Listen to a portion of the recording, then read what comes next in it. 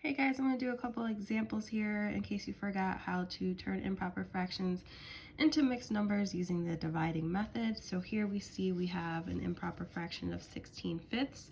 Now before, we've only had improper fractions where the denominator went into it one whole time, and these are more than that. So I'm going to show you how we would go about it. It's the same process, just in case you were confused, because it's a bigger number than normal. So 16/5 is saying 16 divided by 5. Now I gotta think to myself, well, 5 can't go into 1, so I'm just gonna put a 0 there. So I'm thinking 5 goes into 16 how many times? Well, 5 times 3, I know, is going to be 15. So 16 minus 15 is 1, so I have 3, remainder 1. Now remember, how many whole times this goes into that number is the whole number. So that's going to be our whole number. Our remainder is our numerator, and our denominator stays the same. So 16/5 turns into 3 1/5. Let's look at 15/2. So this is saying I have 15 divided by 2.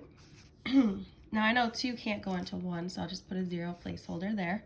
Now I'm thinking 2 goes into 15, how many whole times? So if I'm counting by 2s, how many times can I go until I get as close to 15 as possible, but not more?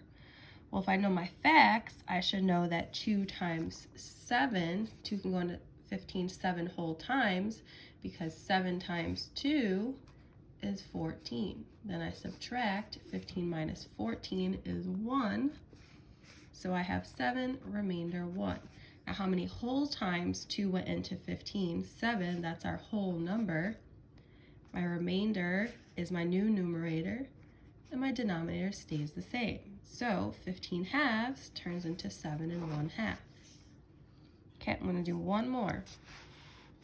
17/3. So I have 17 divided by 3. So I'm thinking, well, 3 can't go into 1, but 3 can go into 17. How many times can 3 go into 17?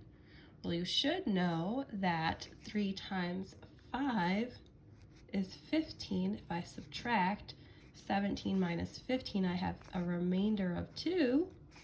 3 went into 17 5 whole times. With 2 left over, my denominator stays the same.